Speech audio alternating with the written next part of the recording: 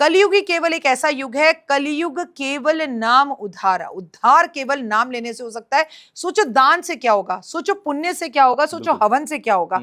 तो जीवन में सब कुछ कलयुग में प्राप्त कर सकते हैं। ऐसे खड़े हो जाते हैं भगवान आकर कि चल मैं तेरे साथ हूं।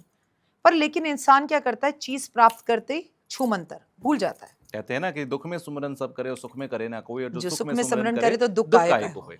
अच्छा, ये जेठ का महीना इस बार 2 बार है। पिछली बार का मुझे याद आ रहा है जब 3 साल पहले अधिक मास आया था तो सावन का महीना 2 बार था। ये कभी कोई महीना 2 बार हो रहा है, कभी कोई दूसरा महीना 2 बार हो रहा है, ये ऐसा क्यों होता है? ऐसा नहीं है कि जेठ का महीना ही हमेशा हर बार बढ़ेगा। मैं आपको बोलूं, हमारे यहाँ 2 पंचांग हैं। देखिए, एक तो हम सूर्य से मानते हैं, हमने 2026 माना, ठीक है। उसके हिसाब से हम 2026 में चल रहे हैं। लेकिन हमारा चंद्र कुंडली से जो हम मानते हैं, चंद्र पंचांग जो हम मानते हैं, वो हिंदू पंचांग है। उसमें हम कहाँ पर है, 2083 में। 19 मार्च को 83 शुरू हो रहा है। कहाँ 26, कहाँ 83। इन दोनों में क्या होता है, हर दोनों के बीच में अंतर आता है 10-10 दिन का हर साल। जब 10-10 दिन का हर साल अंतर आता है तो हर 3 साल बाद 30 दिन हो जाते हैं।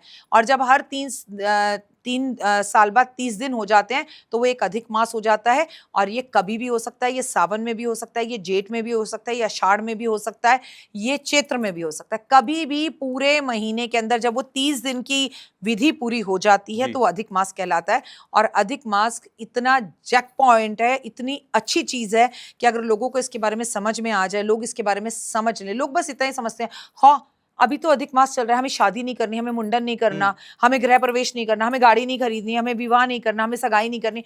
लोग नेगेटिव चीज को तो याद रखते हैं, लेकिन क्या कर सकते हैं और किसका क्या लाभ है वो जानने की कोशिश ही नहीं करते। ऐसा है कि इस महीने में ये सारी चीजें नहीं करनी, क्या क्या नहीं करना होता इस महीने में? कोई भी शुभ कार्य इस टाइम पर नहीं होता। अच्छा, कोई भी शुभ कार्य, क्योंकि मैंने आपको बोला ना, मलीन महीना है ये, बेकार महीना है ये आपको 10-10-10 हर 3 साल में हर 10 दिन जो बच गए उनको इकट्ठा करके आपकी रिपोर्ट कार्ड बना दी गई है, उससे बना हुआ है। इसका कोई अपना अस्तित्व नहीं है, इसका कोई अपना स्वामी नहीं था। ये अधिक है, 12 ही महीने हमारे यहाँ माने जाते हैं। सूर्य मंडल से भी 12 ही माने जाते हैं, चंद्र से ये 13वां महीना में जबरदस्ती मिला हुआ है।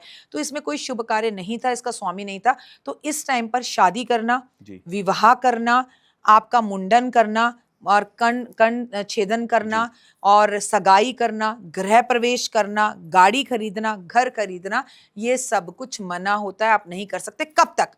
14 मई से लेकर 15 जून तक अधिक मास है। इस समय में आपको ये सारी चीजें नहीं करनी है, तो वर्जित करना क्या है, चाहिए? वर्जित है। हाँ, तो करना। अधिक मास में, पुरुषोत्तम मास में क्या करना चाहिए? अरे भाई, भगवान ने तुम्हें कहा है कि शांत हो जाओ। 3 साल में तुमने कॉकरोच मार दिया, छिपकली मार दी, हृदय तोड़ दिया, बेवफाई कर ली, चोरी कर ली, और तुमने धोखा दे दिया, देश के साथ गद्दारी कर ली, गो हत्या कर दी, माता पिता का अपमान कर दिया, जाने अनजाने में चीजें गलत हो गई। तो ये है फिल्टर का महीना। Filter your self, dusting your self. कैसे? दान करें, पुण्य करें, पूजा करें, आराधना करें, अर्चना करें, स्नान करें, हवन करें, ये पूरा भक्तिमय हो करें। सबसे ज्यादा इसमें जो फल होता है वो भागवत पढ़ने का होता है। अच्छा, आपको भागवत करनी है, नंबर 1।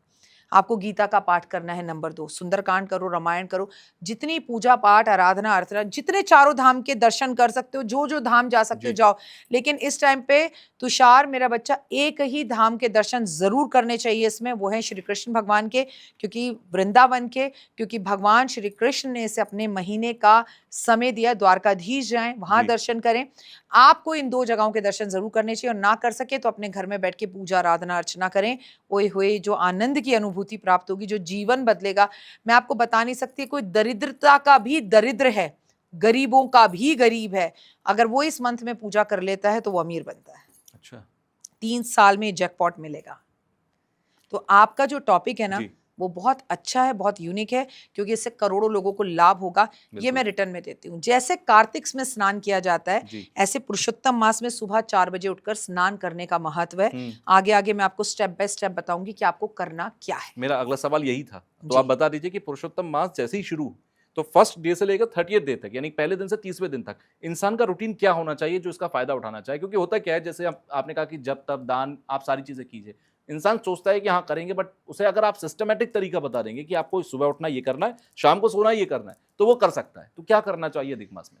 सबसे पहले अधिक मास के कुछ नियम होते हैं, उसे समझ लीजिए। देखिए, आपको मैं डरा नहीं रही हूँ, नहीं करना वो आपकी मर्जी है, करना है तो कोई बात नहीं। लेकिन अगर आप मुझे फॉलो करते हैं, तुषार के चैनल पे फॉलो कर रहे हैं, मेरे यूट्यूब इंस्टाग्राम पे फॉलो कर रहे हैं, तो मैं तो बहुत कुछ कराने वाली हूँ आपसे, और आपको करना ही पड़ेगा। मैं जबरदस्ती करवाऊंगी, क्योंकि मैं अपने संसार और परिवार के हाथ से जैकपॉट जाने नहीं दे सकती। सबसे पहला नियम है सुबह 4 बजे उठना। और देखो, सर्दी हो तो प्रॉब्लम भी है, गर्मी में क्या प्रॉब्लम है? बिल्कुल। अब 4 नहीं उठो, 5 उठ जाओ, लेकिन ब्रह्म मुहूर्त में उठना, उठकर स्नान करना। स्नान के पानी के अंदर 3 चीजें मिला के रख लो। आप आंवला लो, उसे धूप में सुखाओ, या आंवले का पाउडर ले आओ और काले तिल ले आओ और उसको पीस लो दोनों को। उसका एक डब्बा बनाकर अपने बाथरूम में रख दो। रोज सुबह जब आप स्नान करेंगे, इस सब को अपने पूरे शरीर में लेपन लगाएंगे। ठीक है। आंवले की पूजा पुरुषोत्तम मास में बहुत ही शुभ मानी गई है। आंवला खाना, आंवले का दान करना, आंवले की पूजा करना, आंवले का उपटन शरीर में लगाना। खासकर मैं बोलूंगी कुंभ राशि, मीन राशि और मेष राशि, ऑप्शन ही नहीं है तुषार, करना ही पड़ेगा इन्हें ये मेरे साथ। आपको आंवले का पाउडर और काले तिल पीस कर रखने हैं, उसमें गंगा जल या गुलाब जल मिला के रोज उसे साबुन की तरह शरीर पर लगाएं।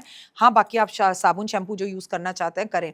आप इसे स्नान करना शुरू करें, शनि की सारी परेशानियां खत्म, रोग दोष खत्म। अच्छा। स्नान करके मंदिर में जाएं, आप भगवान के आगे दीपक जलाएं, आप वहां पर बैठ के भागवत का पाठ करें, आप गीता का पाठ करें, आप सुंदरकांड का पाठ करें, या अधिक मास की पूरी किताब आती है उसके आप पूरे पाठ करें, वो करना जरूरी है आपके लिए। उसके बाद आप दान पुण्य करेंगे। कबूतर को बाजरा, गाय को रोटी, कुत्ते को दूध, चींटियों को खाना, गौशाला जाना, गुरुद्वारे जाना, तुलसी की पूजा करना। अधिक मास में सबसे ज्यादा महत्वपूर्ण है तुलसी की पूजा, आंवले के पेड़ की पूजा, और मेरा बच्चा सबसे ज्यादा जरूरी है 33 दिए जलाना। आप कहेंगे 33 दिए क्यों जलाएं? क्योंकि मैं आपको बता दूं कि अधिक मास में और कार्तिक मास में दीपदान का महत्व है। तो आपको 33 कोड़ी देवी देवताओं के लिए दिए जलाने हैं। वो 33 करोड़ देवी देवता नहीं, कोड़ी है, ठीक है, 33। तो आप एक बड़ा दीपक ले लो, उसमें रोज 3 बत्ती डालो, 33 बत्ती डालो, वो जला लो, या 33 दीपक अलग अलग जला लो। और बिल्कुल परेशान मत हो भैया, आपके पास सरसों का तेल है वो जला लो, घी है वो जला लो,